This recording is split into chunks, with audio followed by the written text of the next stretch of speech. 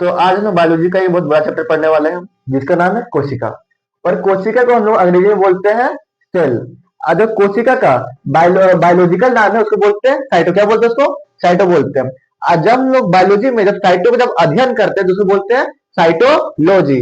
और जो कोशिका का जो खोज है, कोशिका का जो खोज है वो किया था रॉबर्ट हुक ने। कोशिका का खोज किया था 1665 ईस्वी में, लकड़ी की छाल में, जिसको बोलते हैं कोर्स में। ठीक। आप जानते हैं कि जीवित कोशिका का खोज कौन किया था?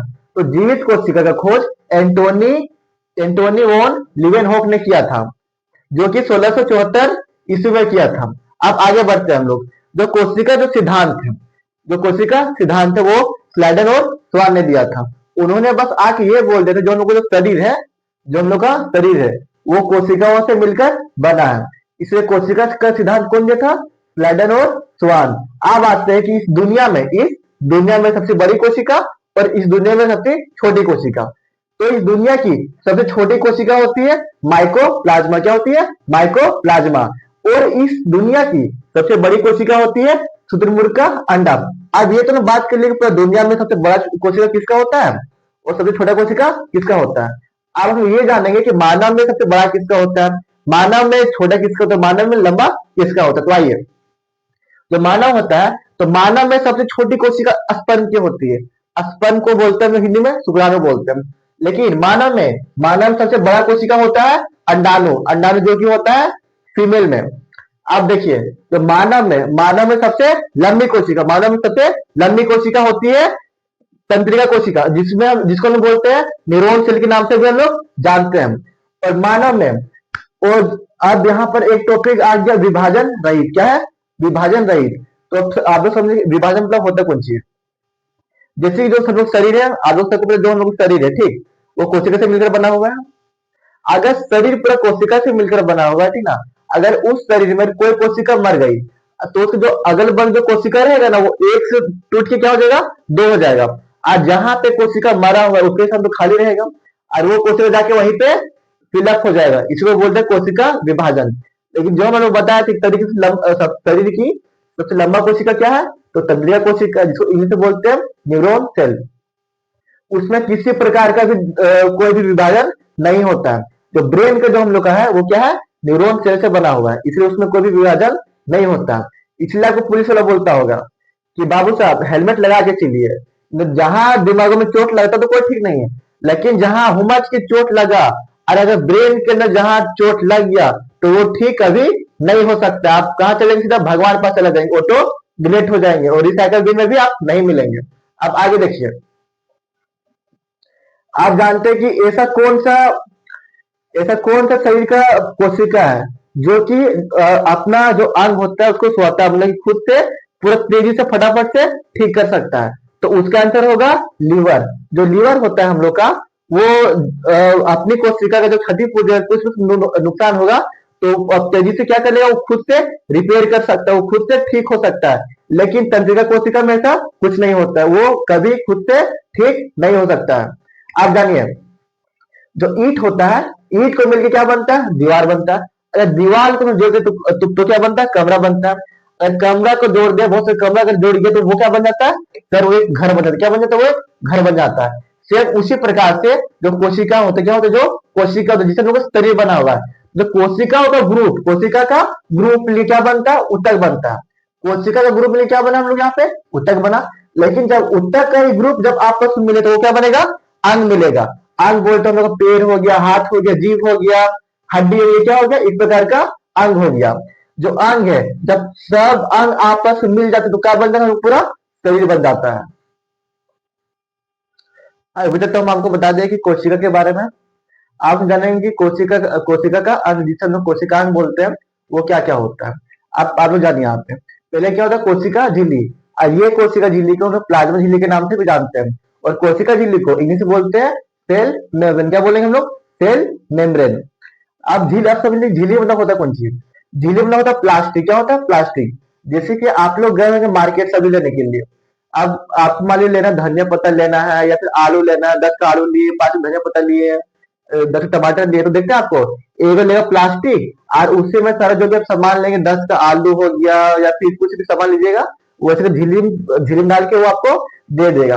तो बस सेम उसका काम किसका, ये जो कोशिका झिल्ली है, जो भी कोशिका में जितना भी कोशिकांग होता है, जैसे कि गर्जी बॉडी हो गया, माइटोकॉन्ड्रिया हो गया, लाइसोसोम हो गया, वो एक झिल्ली में रहता है। वो झिल्ली का नाम क्या है, वो झिल्ली का नाम है कोशिका झिल्ली। जो कोशिका झिल्ली होता है वो जंतु में भी होता है और पादप में भी होता है। जंतु, जंतु मतलब वो होता है जो चल फिर सकता है। जंतु मतलब वो जो चल फिर सकता है, जैसे कि हम इंसान हो गया, इंसान हो गया, बकरी हो गया, बैल हो गया, गाय हो गई, ये सब क्या आता है, ये सब सारा जंतु में आता है। और पादप मतलब कि जो सीधे खड़ा रहेगा, सिर्फ ऐसे करी इधर उधर देखिएगा, वो क्या हो गया, पादप। जैसे एग्जाम्पल को जो पेड़ हो गया, पौधा हो गया, ये सब क्या आता है, ये सब होता है पादप। अब आप जानिए यहाँ पे जो जो पादप हो गए, ठीक ना, जो कोशिका झिल्ली होता है, आप एग्जाम में बहुत पूछ देता है कि जो कोशिका झिल्ली होता है वो किस चीज से बना होता है। तो इसका आंसर जो कोशिका झिल्ली होगा वो किससे बना होगा, प्रोटीन का बना हुआ। कोशिका झिल्ली किससे बना हुआ, प्रोटीन का। जो कोशिका जो झिल्ली, ये क्या है, कोशिका झिल्ली, और इसी के ही अंदर सारा क्या रहेगा, कोशिकांग रहेगा। और ये जो कोशिका झिल्ली है ये किस चीज का बना रहता है, तो जो कोशिका झिल्ली रहता है वो बना रहता है प्रोटीन का। किस चीज का बना रहता है, प्रोटीन का। कोशिका झिल्ली के सभी अंग इसी झिल्ली में रहते हैं। जो कोशिका झिल्ली, जो भी कोशिका के अंदर जितना भी सारा चीज है वो किस में रहता है, तो जो भी कोशिका झिल्ली है उसके अंदर ये सब रहता है। लेकिन जो कोशिका झिल्ली होता है वो जंतु में भी पाया जाता है और पादप में भी पाया जाता है। अब हम जानेंगे कि कोशिका भित्ति क्या है। कोशिका भित्ति को हम लोग बोलते हैं सेल वॉल।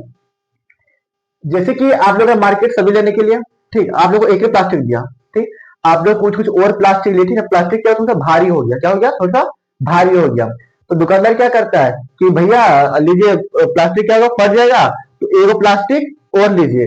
इसका मतलब क्या कि जो भी बड़ी कोशिका होती है उसके लिए कितना गो, दो गो, क्या बोलेगा उसके लिए, दो गो। आप समझिए आप लोग यहाँ पे जो कोशिका भित्ति होती है, जो कोशिका भित्ति होती है, ये जो कोशिका भित्ति होती है वो सिर्फ प्लांट में बोलते, वो सिर्फ किस पाया जाता है, पादप पे पाया जाता है। कोशिका भित्ति किस पाया जाता है, तो कोशिका भित्ति सिर्फ और सिर्फ पादप पे पाया जाएगा। जो कोशिका जो भित्ति होता है, जो कोशिका भित्ति होता है, जो कोशिका भित्ति होता है वो कहाँ पाया जाएगा, वो पादप में पाया जाएगा। और जो कोशिका भित्ति होता है वो किसका बना हुआ रहता है, तो वो रहता है सेल्यूलोज का बना हुआ। कोशिका भित्ति किसका बना रहता है, सेल्यूलोज का बना हुआ रहता है। अब आप देखिए कि जो कोशिका भित्ति है वो काम क्या करता है, कि जो कोशिका भित्ति है, ठीक ना, जो पेड़ पौधा होता है उसको क्या करता है, सुरक्षा प्रदान करता है, और जो उसका आकार होता है और सुरक्षा प्लस आकार प्रदान करता है। अब आप लोग समझिए, जैसे कि ये तो मेरा हो गया कोशिका झिल्ली, और जो पेड़ पौधा होगा ना, तो कोशिका भित्ति उसमें ऐसे करके ऊपर में लगा रहता है। किसमें लगा रहेगा, जो पेड़ पौधा रहेगा उसमें क्या लगा हुआ रहेगा, कोशिका भित्ति। और ये कोशिका भित्ति किसका रहता है, सेल्यूलोज का रहता है। जैसा कि हम आपको बताएं किस रहती है, ये रहता है सेल्यूलोज का। और जो इसके लिए जो ब्लैक वाला हो गया वो क्या हो गया, कोशिका झिल्ली। जो कोशिका झिल्ली होता है वो जंतु में भी होता है, पादप में भी होता है, वो जानवर में भी होता है, और जो पेड़ पौधा होता है उसमें भी होता है। लेकिन ये जो ऊपर का भाग हो गया जो बोलते हैं हम लोग कोशिका भित्ति, क्या कोशिका भित्ति, वो सिर्फ पादप में पाया जाता है। आप इसके जो आगे के जो कोशिकांग है आइए जानते हैं उसके बारे में। तो आइए अब जानते हैं कि जो माइटोकॉन्ड्रिया है, ठीक ना, जो माइटोकॉन्ड्रिया है उसको हिंदी में क्या बोलते हैं, सूत्रकणिका। माइटोकॉन्ड्रिया को हिंदी में क्या बोलते हैं, सूत्रकणिका। जो माइटोकॉन्ड्रिया था उसका खोज कौन किया था, तो अल्टमैन किया था। तो माइटोकॉन्ड्रिया का खोज कौन किया था, अल्टमैन। और माइटोकॉन्ड्रिया को हिंदी में बोलते हैं सूत्रकणिका। अब आए जानते हैं कि माइटोकॉन्ड्रिया का काम क्या है। जैसे कि हम जो भी सांस लेते हैं, फिर जो भी हम शोषण करते हैं, ठीक ना, तो ऑक्सीजन लेते हैं हम लोग। तो जो हीमोग्लोबिन रहता है शरीर में, वो ऑक्सीजन को लेकर कहा जाता है कोशिका में जाता है। और जो कोशिका है, कोशिका जो माइटोकॉन्ड्रिया होता है वो क्या करता है, ऑक्सीजन को कौन लेता है, माइटोकॉन्ड्रिया। जैसे ऑक्सीजन गया माइटोकॉन्ड्रिया में, तो जो माइटोकॉन्ड्रिया होता है उसके अंदर एक चक्र चलता है। वो चक्र का नाम क्या है, क्रेब्स चक्र। जो ये जो जो माइटोकॉन्ड्रिया अंदर जो चक्र चलता है उसका नाम क्या है, क्रेब्स चक्र। और जैसे क्रेब्स चक्र चलता है तो किसे निर्माण करता है, वो निर्माण करता है एटीपी का। और 38 एटीपी बराबर मेरे कितना होता है, एक ग्लूकोज होता है। और इसका मिलता है हम लोग को ऊर्जा मिलता है, ठीक ना। तो ऊर्जा घर हो गया यानी पावर हाउस हो गया, किसको बोलते हैं शरीर का, उसको बोलते हैं माइटोकॉन्ड्रिया में। इतना तो आप लोग को समझ में आ गया। जैसे कि जो हम लोग का शरीर है, ठीक ना, वो तो पूरा कोशिका से बना हुआ है। आज जो हम लोग पूरा शरीर से कोशिका होगा, ठीक ना, हर कोशिका में क्या होगा, तो माइटोकॉन्ड्रिया होगा। और हर कोशिका में क्या बनता होगा, ऊर्जा बनता होगा। आप एग्जांपल लीजिए, जैसे कि मान लीजिए कोई रनर है या फिर कोई दौड़ करता है या फिर कोई दौड़ में है, ऐसे करके, ठीक। अब वो तो फिर वो जो रनर है या फिर जो दौड़ने वाला जो व्यक्ति है, ठीक ना, उसको सबसे ज्यादा ऊर्जा की जरूरत कहाँ पे पड़ेगा? तो जो उसका पेड़ है, सिंपल बात, जो उसका पेड़ रहेगा उसको सबसे ज्यादा ऊर्जा की जरूरत पड़ेगा। या फिर जो बैडमिंटन खेल रहा है, तो जो बैडमिंटन खेलते हुए अगर कोई इंसान रहेगा तो उसको सबसे ज्यादा ऊर्जा की जरूरत कहाँ पे पड़ेगा? तो हाथ में पड़ेगा। या फिर जैसे कि हम आपको पढ़ा रहे हैं, ठीक ना, तो सबसे ज्यादा मेरे मतलब कि क्या लग रहा है, ऊर्जा कहाँ पे लग रहा है? तो मतलब जीभ में है, जीभ में वो क्या लग रहा है, ऊर्जा सबसे ज्यादा लग रहा है। तो कोई तो ऐसा होना चाहिए ना कि सारा मेंटेन करके जहां पे कम है, जहां पे ऊर्जा ज्यादा लग रहा थी ना, उसको आगे वहीं पे दें। आप देखिए समझे, ये जो गल्जी बॉडी है, जो गल्जी बॉडी है उसको खोज कौन किया था? कैमिलो गल्जी। गल्जी बॉडी का खोज कौन किया था? कैमिलो गल्जी। गल्जी बॉडी का काम क्या है? तो परिवहन करना। अब बोलेंगे क्या क्या परिवहन? अब देखिए, जैसे कि मान लीजिए कि हम क्या जैसे हम अभी आपको समझा, जैसे कि हम बोल रहे हैं आपको, तो सबसे ज्यादा मेरा क्या चल रहा है? तो मुंह चल रहा है। ठीक।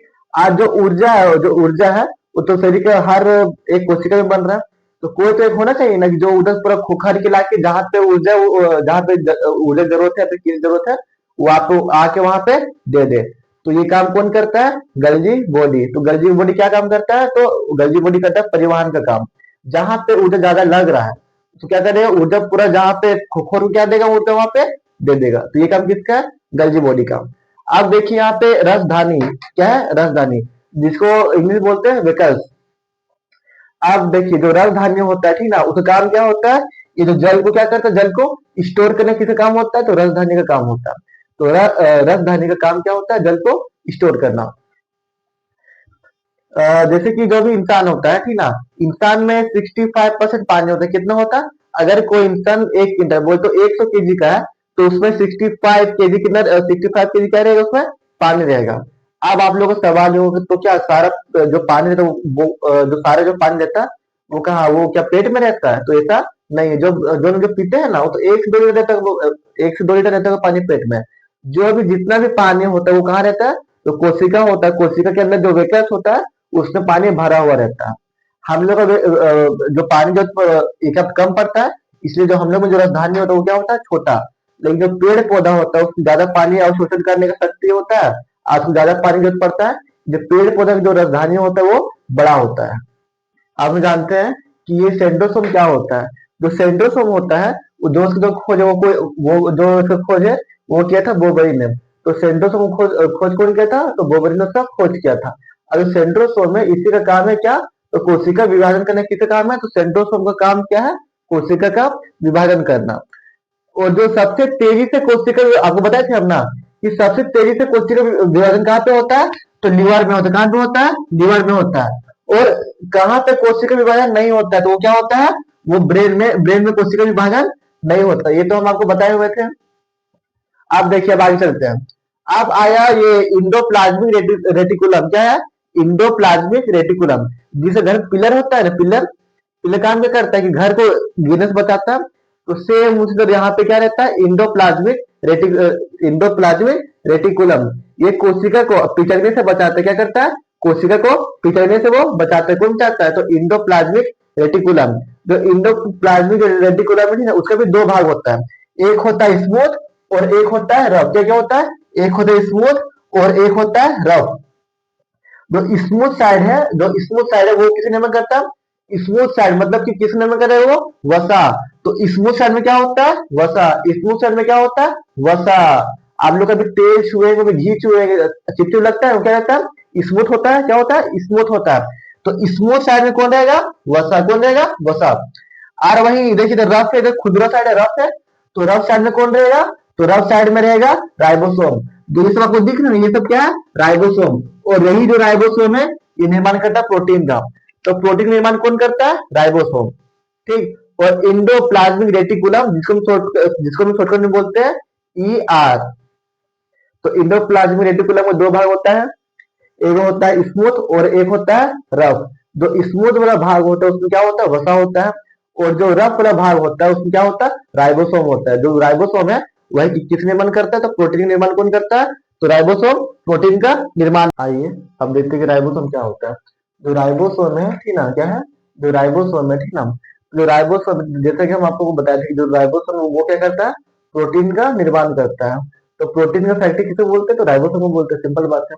प्रोटीन फैक्ट्री किसे बोलते हैं? राइबोसोम को बोलते हैं। जो राइबोसोम होता है वो भी दो टाइप का होता है। राइबोसोम कितने टाइप का होता है? दो टाइप का। एक होता है छोटा और एक होता है बड़ा। तो राइबोसोम कितने टाइप का होता है? दो टाइप का होता है। एक होता है 70S, 70S वाला क्या हो गया? छोटा।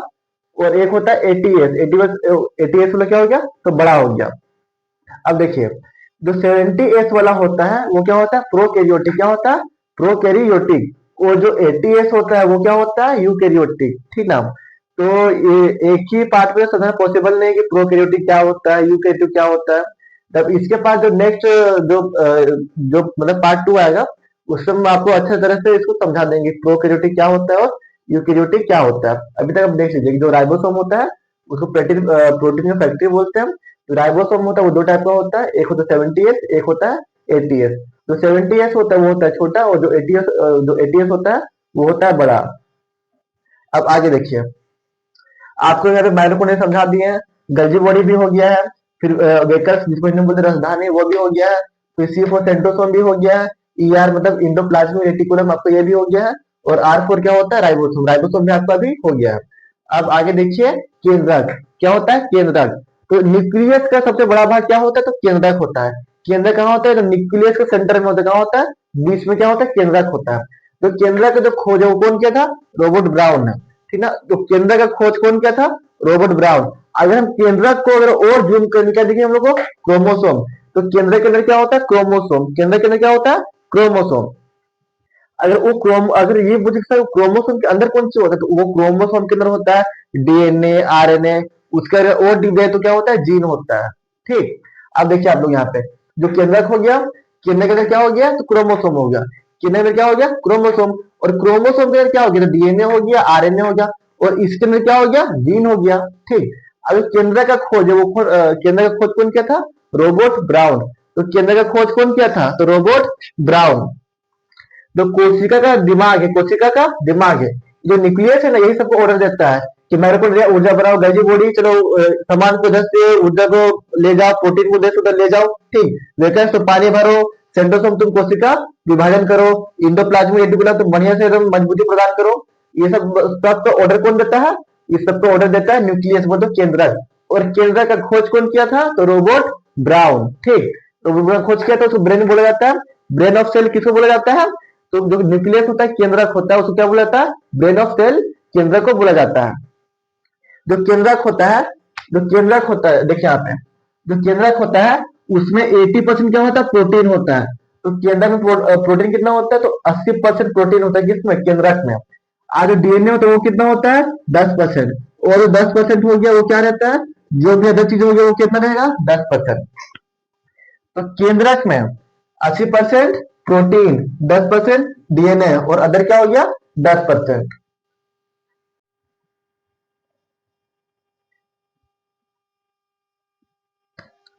आइए, तो अब देखते हैं लाइसोसोम। तो ये जो लाइसोसोम है, तो लाइसोसोम का खोज कौन किया था? तो लाइसोसोम का खोज किया था डी डुबे। लाइसोसोम का खोज कौन किया था? डी डुबे। ठीक है। और यहाँ में से सबसे खतरनाक है लाइसोसोम में खतरनाक, ये लाइसोसोम सबको देखभाल करता है। जो लाइसोसोम है, ठीक ना, मान लीजिए कि माइटोकॉन्ड्रिया काम करना बंद कर दिया, ठीक ना, तो लाइसोसोम जाएगा माइटोकॉन्ड्रिया के पास, बोले क्या हुआ, काम करने क्या बंद कर दिया? बोला मन नहीं कर रहा है काम करने का। कौन बोला? माइटोकॉन्ड्रिया। ठीक ना। तो जैसे लाइसोसोम में बोले कि मन नहीं कर रहा है काम करने का, ठीक है, लाइसोसोम को पकड़ेगा और मिला लेगा अपने में। और इसमें क्या रहता है? जल अपघटक एंजाइम। क्या रहता है लाइसोसोम में? जल अपघटक एंजाइम, जो कि बहुत खतरनाक होता है। ठीक ना। जैसे माइटोकॉन्ड्रिया आपने मिला लेगी तो माइटोकॉन्ड्रिया क्या होगा? मर जाएगा। यही सबको देखभाल करते हैं। यहाँ में से कौन कौन काम सही से कर रहा है, सही से काम नहीं कर रहा है। अगर जिस दोस्त सही से काम नहीं कर रहे उसको क्या करता है? मार के हटा देता है। लेकिन अगर सब लोग मिल के बोल दिया कि हम लोग काम नहीं करेंगे, आज लोग सब हड़ताल में है, तो जो लाइसोसोम है वो गुस्सा कहाँ हो जाएगा? गुस्सा से फट जाएगा। और उससे ये जो कोशिका है, वो क्या होगा? पूरा खत्म हो जाएगा। एक कोशिका क्या होगा? पूरा खत्म हो जाएगा। ठीक। तो ये काम है लाइसोसोम का। इसलिए लाइसोसोम को आत्महत्या की थैली भी कहा जाता है। ठीक। अब आते हैं जीव द्रव में। ठीक ना। जो जीव द्रव होता है वो भी दो टाइप का होता है। जीव द्रव कितने टाइप का होता है? दो टाइप का। आप जीव द्रव का काम क्या वो देखे आप लोग। ठीक ना। जैसे कि ये तो कोशिका है, ठीक ना, और आप लोग सबको पता है कि कोशिका के अंदर बहुत सारी चीज होता है, जैसे mitochondria, Golgi body, vector, centrosome, endoplasmic reticulum. ठीक ना। बहुत सारा उसकी चीज में अंदर है। ठीक ना। वो आपस में टकराए नहीं, आपस में वो टकराए नहीं, इसे बीच बीच में क्या भरा हुआ है रेड, ये क्या है, जीव द्रव, ठीक ना। तो जीव द्रव होता है वो भी होता है दो टाइप का। ये जो कोशिका के अंदर है वो क्या है, कोशिका द्रव, वो क्या है, कोशिका द्रव। कोशिका के अंदर कौन सी है, वो क्या है, कोशिका द्रव। लेकिन जो केंद्रक मतलब न्यूक्लियस के अंदर, न्यूक्लियस के अंदर है वो क्या है, केंद्रकीय, ये क्या है, केंद्रिका द्रव्य। कोशिका के अंदर तो कोशिका द्रव, आज जहां केंद्र के अंदर द्रव गया तो वो क्या हो गया, केंद्र का द्रव्य। ठीक, आज जो ये जो क्या बोलते हैं, जीव द्रव होता है, ठीक ना, उसमें 80% पानी होता है। कितना होता है, 80% पानी होता है।